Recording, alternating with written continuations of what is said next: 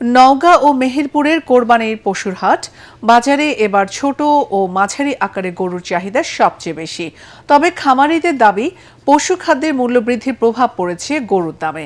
আর দূর দূরান্ত থেকে আসা গরু ব্যবসায়ীরা বলছেন পরিবহন সহ অন্যান্য আনুষঙ্গিক খরচ বেড়ে যাওয়ায় লাভের অঙ্কে ভাটা পড়েছে। অবশ্য হাটের সাবেক পরিবেশ ও নিরাপত্তা নিয়ে সন্তুষ্টি প্রকাশ করেছেন ক্রেতা বিক্রেতা ও ইজারাদাররা। নওগাঁ প্রতিনিধি রায়হান আলম ও মেহেরপুর প্রতিনিধি উম্মে ফাতেমা রোজিনার রিপোর্ট, জানাচ্ছেন মাসুদ রানা। ক্রেতা বিক্রেতাদের আনাগোনায় জমজমাট নওগাঁর বিভিন্ন পশুর হাট। তবে কেনার চেয়ে গরু দেখার দিকেই বেশি নজর ক্রেতাদের। তারা বলছেন বড় গরুর তুলনায় দেশি মাঝারি গরুই তাদের বেশি পছন্দের। গরুর দাম ভালো আছে, মানুষের সাধ্যের মধ্যেই আছে গরু। বাজার একটা নিয়ন্ত্রণে আছে, যেটা স্বাভাবিক অবস্থায় আমার কাছে মনে হচ্ছে। স্থানীয় ক্রেতাদের পাশাপাশি পশুর হাটগুলোতে ছুটে আসছে দূর দূরান্তের পাইকাররাও। তাদের দাবি এবার পরিবহন ব্যয়, পশুর খাদ্যের দাম ও অন্যান্য আনুষঙ্গিক খরচ বেড়ে যাওয়ায় ব্যবসা পরিচালনায় অতিরিক্ত চাপ তৈরি হয়েছে।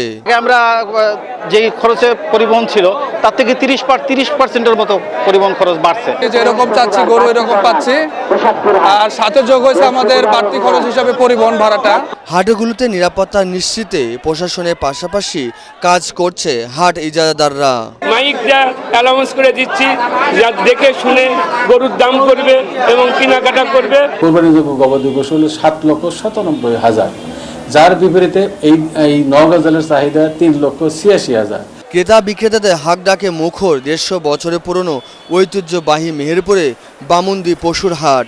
ঈদের আগে খুচরা ক্রেতাদের চাইতে সেখানে দেশের বিভিন্ন নানা প্রান্ত থেকে পশু কিনতে আসে ব্যবসায়ীরা।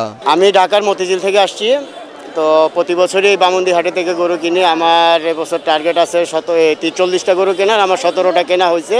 বড় যেগুলা গরু সেগুলা মোটামুটি দাম আছে, কিন্তু আমরা বাজারটা যাচাই করার জন্য প্রথমে এসেছি। দেখা যাক বাজারে কি হয়। যদি জাল টাকার যদি সমস্যা হয় বা ক্রেতা বিক্রেতা যদি হয়, অফিসে আসলে আমরা সেগুলা নির্ধারণ করে দিচ্ছি এবং এই নিয়ে ক্রেতাও খুশি, বিক্রেতাও খুশি। গরু ব্যবসায়ীদের নিরাপত্তার পাশাপাশি প্রয়োজনীয় সব ধরনের সহযোগিতা দিচ্ছে প্রাণী সম্পদ অধিদপ্তর ও ইজারাদাররা। এখানে যেন প্রাথমিকভাবে কোনো ছাগল বা গরু যদি অসুস্থ হয়ে পড়ে, যেমন ব্যথা পেতে পারে গাড়ি থেকে নামলে, সেক্ষেত্রে আমরা তাদেরকে প্রাথমিক চিকিৎসা দিয়ে থাকি।